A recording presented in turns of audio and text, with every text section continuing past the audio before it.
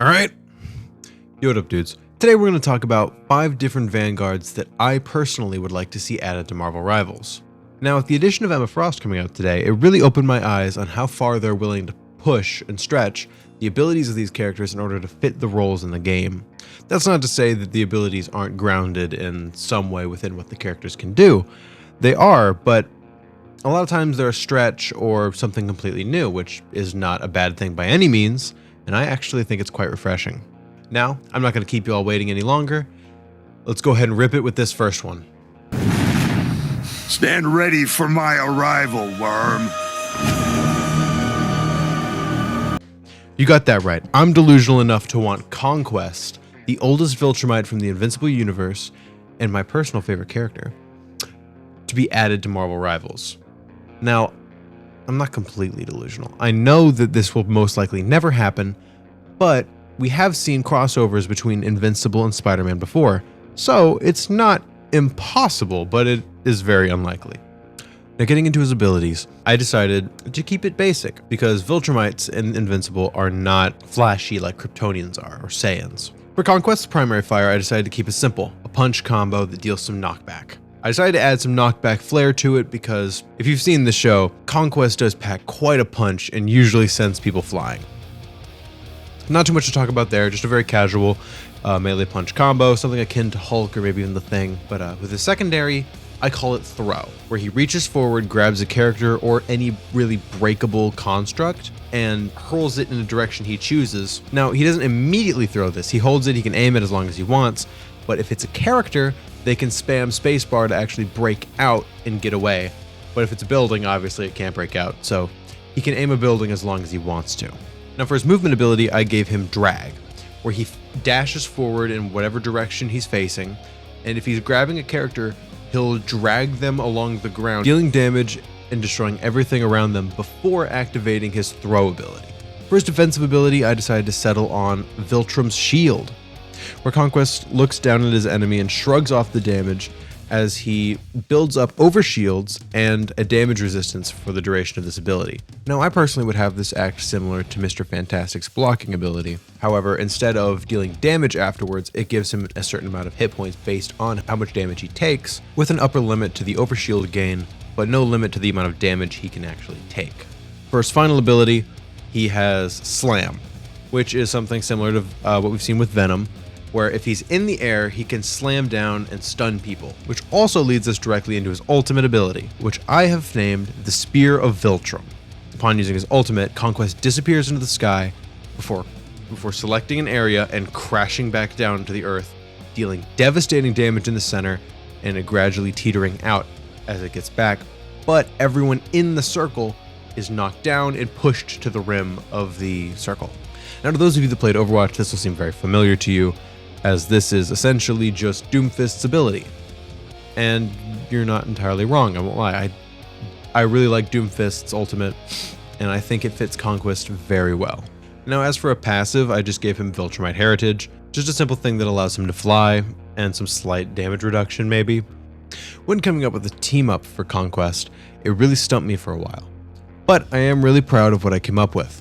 Allow me to introduce Victims of Success, where Conquest and Punisher team up.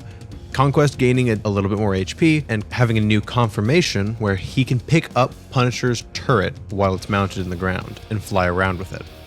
Now, obviously, this is absolutely busted. This is honestly probably better than his ultimate, if I'm being honest, because having a mobile turret that can also fly through the air and take cover is insane. But obviously Conquest is never being added to the game, and I wanted to have a little fun with it.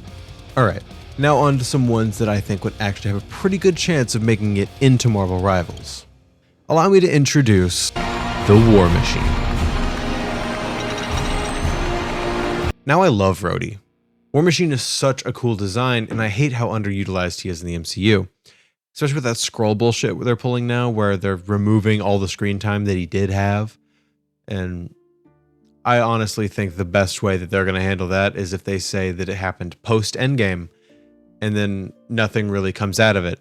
I would significantly rather Rhodey keep his screen time, and the whole scroll Rhodey thing just not really have a point, rather than Rhodey just being a useless character. Now, War Machine being very heavily armed, I decided to have his kit revolve a little bit more around pushing people back with damage rather than just physically moving them back like a Thor would, or having a shield so impenetrable no one can get through it like a Magneto or a Strange would, or Groot for that matter. I actually think Groot is a better example for that. But for his primary, I decided to give him hand cannons. 2 full auto shotguns that fire out of the wrist mounts on his War Machine suit. Now I see this working in a similar means to Diva from Overwatch. However, I would have it actually have some ammo. Just because I think it's going to be way too cool not to see that suit move around and have to cycle some shells around. I think that would be so cool. As for his secondary, I gave him a shoulder-mounted turret. This is the minigun we see on his back all the time. This is just a turret on his back. It auto-locks and deals slight damage. It's not anything crazy. Nothing nearly as bad as that gamma turret that we have now from Namor and Hulk. More or less, it would just pepper the enemies, trying to keep them back with consistent light damage instead of devastating minigun turret kind of things. I don't think I would want Rhodey to just be Punisher premium, so I would keep his damage light here so that it doesn't bleed out and become just an overwhelming threat. Even though, at this point, Rhodey kind of deserves it with how much he's been shafted in the MCU. For his movement ability, I gave him propulsion, which is just a booster dash, kind of the combination of what we see Iron Man do with a little bit of that Thor dash in there, where we can see the War Machine suit push Rhodey around despite its massive size. Moving on to his second ability, we have defensive plating. This is going to be Rhodey's really big tanking ability. This ability allows Rhodey to fire off some of the plating on his armor to project a Orisa-style shield onto the ground. Now, I would give him 3 of these, but make them smaller. Another ability I'd like to add on to this is if the shields overlap at any point, they would actually just conform and confine together, kind of like how people wanted Reinhardt and Brigida's shield to do, and they did do in the Overwatch 2 trailer. But this ability would allow Rhodey to stick it off of walls, which allows him to stay in the air and still get some shielding, and also keep his team protected while he's flying so that War Machine players aren't punished for staying in the air or flying around at all. Speaking of, War Machine's passive, Weapon of War, allows Rhodey to take less knockback and damage due to the military-grade plating. Now, Rhodey is able to fly like Iron Man, but if he holds control while on the ground, he can land and walk around like normal, which is something I kind of wish Iron Man could do. And all you have to do to fly again is simply double tap space, or jump, whatever your jump button is. Now for his ultimate ability, we have Patriotism Incarnate. Now for this ultimate, we transition to a first-person view where Rhodes takes aim on targets that he can see and fires dozens of heat-seeking missiles to chase them down. In my eyes, is like an interesting combination of Pharah and Cass's ult from Overwatch, where you have to kind of lock on and find the targets, and then you have a barrage of missiles that rain down on them and track them down. Now, I actually came up with 2 team-ups for Rhodey that I absolutely loved. First team-up was Iron Bond, a team-up with, obviously, Tony Stark Iron Man, where War Machine simply gains an HP buff, and Iron Man gains a shoulder-mounted turret while in his empowered mode. For a second team-up, I called it Brothers in Arms, where Rhodey and Rocket Raccoon team up, War Machine gains access to the infinite ammo from Rocket, and Rocket can latch onto his shoulder and fly around, like with a Groot team-up. It's a weird blend of 2 already existing team-ups, but I think the synergy works too well not to include it. Now, just for some quick cosmetics that I'd like to see for Rhodey, I think Iron Patriot, even an Iron Monger skin could be cool, but obviously we'd have the MCU and the comics variants as well. And the hallowed bloodstone name!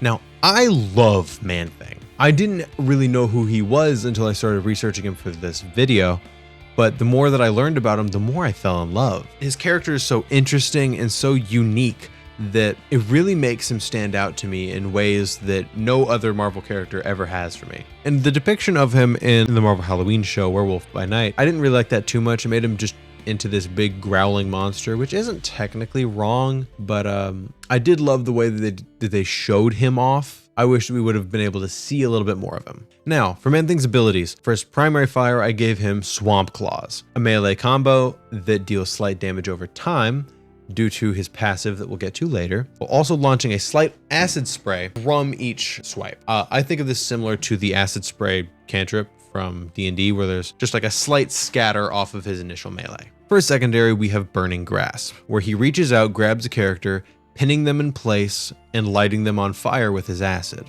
Now I'm going to pause here for a second and actually talk about his passive, Made of Mush. Now, because Man-Thing is made entirely of swamp mush, he doesn't even have a brain. He doesn't have weak points to exploit, so he's completely immune to critical hits and effects that would deal bonus damage. Additionally, he also excretes an acidic mucus that coats his attacks. In the actual show and comics, this is a fear acid that burns people who show fear. Obviously, there's no real way for me to show that in Marvel Rivals, so this is just a burning status that ticks slightly over time, and the longer the enemies burn, Man-Thing picks up passive healing from that fire damage, which is what makes his secondary one of his pinnacles of his kit. Now for his shift, we have Swamp Shield, where he raises his arm and vines start to dangle down, negating some incoming damage up to a certain threshold. Now for his E ability, you have Swamp of Equilibrium. This is a domain expansion style ability where he creates an enormous swamp area, nullifies all buffs and debuffs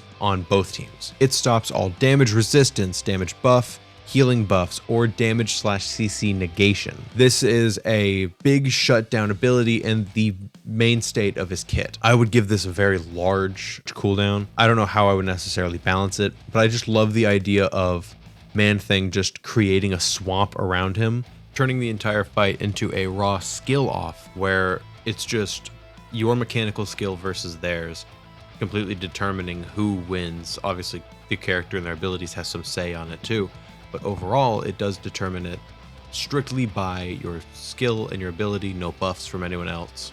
And while this ability isn't necessarily too powerful, since most people don't get buffs or debuff abilities, there is still some play in here with negating some support abilities or some special things in here that can really counteract certain characters. But it's more or less just a vessel for his next ability.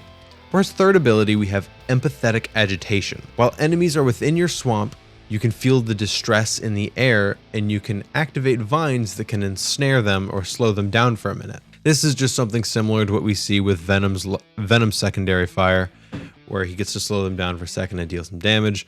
Only difference is this one is just a slow that over time, if you don't take off the branches holding you down, then they will set and the character cannot move. Now, as for his ultimate ability, I call it Nexus Lockdown. This ability activates his Swamp of Equilibrium and puts these walls up, cages people in your swamp, and then lights the swamp on fire. And now everyone in this AoE is passively taking damage and healing you because of the fire tech. For Man-Thing's team up abilities, we have Floraborn for his first one with Groot. Groot gaining a slight damage resistance in Man-Thing's swamp, while Man-Thing is able to walk through his walls as if they weren't even there. He can attack through them, he can grab through them, kind of like how we see him do in the actual show. I think this is interesting enough to work. I don't know if NetEase is actually capable of doing this, but hey, I mean, I've seen them do some crazy stuff, so I can't put anything past them at this point. Now, for our fourth and second to last tank, allow me to introduce the All-Father himself. His father before! I own it, All-Father! Cut you off! Now for this Odin variant, I would actually like to see an Odin who had lost his kids and is happy to be able to be with them again. I wouldn't want this to just be an old Odin who we've seen in the MCU before. I want this to be a warmonger Odin who has lost just about everything in his life. Now that Doom is ripping the multiverse apart, he's actually just kind of glad he gets to spend time with his daughter and his sons again. Let me know what you guys think about this in the comments. I think that this would just make for an interesting view on Odin that we haven't necessarily seen before. Now, for Odin's primary fire, I gave him Gungnir, which is just his spear that we see in the movies and in the comics. The primary fire is nothing too crazy, just a spear jab melee combo, something we've seen in Elden Ring before. For a secondary, we have Thrudstock, which is the magical staff that Odin uses in order to channel his power. This ability, Odin summons a destructive spell that eats all incoming projectiles while recharging his Odin Force, which is his passive, and granting him some slight overshields depending on how much he consumes. This is something similar to what we've seen from Sigma in Overwatch, and I think it fits Odin very well. For his first ability, we have Bifrost Warp. He gets to expend an Odin Force and teleport to any surface he can see within range by stomping his spear on the ground. For an example on how this would look, I like to think that it would be something similar to Reaper, but using the Bifrost, so there'd be a lot more rainbows and a lot less edgy. Additionally, if he teleports on top of someone, they are knocked down momentarily by the force of the Bifrost. For a secondary ability, we have Arcane Precision. He gets to consume an Odin Force and gains 4 shots that he can fire out of his spear. This is just an arcane beam that pierces through targets and bounces off of walls 1 time. Now for his third ability, we have Allfather's Wrath. We get to spend all 3 Odin Force and shout down 1 character that he deems unworthy. A character with the unworthy status can no longer use their abilities for a few seconds. They can move freely, they can still use their primary fires, but they cannot use any of their special abilities, ults excluded. They can still ult if they want to. Now for his passive, we have Odin Force, which is almost an exact copy of Thor Force, but I really don't feel like it would be too different anyway. Maybe NetEase is planning to do something a little different, but I couldn't really think of anything that wouldn't have already been done or wouldn't just make it feel strange for Thors to be so different. If you have any other ideas, let me know in the comments. I'm not really too set with this either. Now, for his ultimate ability, we have Treasury's Defense, where Odin gets to select an area and have one of his Asgardian destroyers walk out. This has an insane amount of health and acts as a turret that fires the face beam that we see in Thor 1 at anyone within line of sight. If someone does get up to his melee range though, they get grabbed and then they get blasted back as far as the beam will allow, basically until they hit a wall. I see this acting as a something similar to a Bob turret from Overwatch, but a lot more based around keeping people off and away from an area, kind of zoning out an area rather than really dealing damage. I wouldn't have this deal so much damage as I would just have it push people away. Now I actually struggled to come up with a team up that I liked for Odin, and I'm really not happy with this one. So please in the comments, let me know some team ups that you would put down for Odin, because I really couldn't really come up with much. I knew I wanted it to have to do with his kids though. So I came up with this, a Father's Guard, where Odin teams up with Thor, Hela, or Loki, Odin gaining HP, and then any of the kids can hit their confirmation button and activate the Bifrost, instantly teleporting them to Odin, so long as they're within range and can see him. Now for some fun little cosmetics that I'd like to see on Odin. Obviously, we've got the comics and the MCU. I would really like to see the 1 million BC Odin skin that we see. That one is so cool to me. It's easily one of my favorite issues. And a funnier one that I would like to see is maybe like a stereotypical dad shirt on him. Something holding maybe a mug that says Realm's Best Allfather. I just think that would be adorable. Now for our final tank that I would like to see in Marvel Rivals, we have Lockjaw.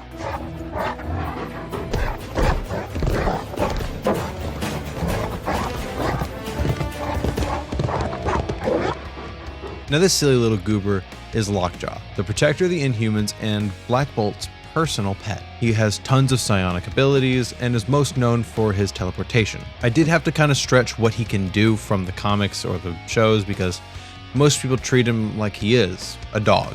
So in order to make him a bit more of a character, I had to stretch his telepathic abilities a little bit. For his primary fire, we have Psionic Slobber Bombs. Using his telekinetic powers, Lockjaw barks, letting slobber fly as he turns them into pellets that deal devastating damage up close but don't reach very far. Essentially, he condenses his slobber into a shotgun blast. For a secondary ability, we have what I call Chomp, where Lockjaw winds up, bites down, and drags a character back into his team. I feel like it's a very good ability to get someone in a position they don't want to be in. For his first ability, we have Cosmic Transport. This is a mass teleport that allows anyone on your team to hit their confirmation button and teleport with Lockjaw wherever he chooses. This is something akin to Doctor Strange's portal. Only difference is this is one-time use. There is no jumping through it multiple times. Now for his second ability, we have Relocation, where Lockjaw focuses for a moment and fires a psionic bite that locks down on enemies and teleports them directly in front of him. Now this adds for some great synergy with his other abilities where you can relocate someone in front of you, chomp them down, and drag them back into your team before shredding them down with slobber bombs. Now for his passive, I thought it would be pretty cute to give him something I call Guard Dog. With his increased senses, he's able to sniff out invisible characters as long as they're within a certain range of him. Now this doesn't outright reveal them to everyone, But for Lockjaw, it does kind of reveal their silhouette in a similar way to Punisher whenever his smoke bomb goes off. Now, for Lockjaw's ultimate, we have Thunderous Bark.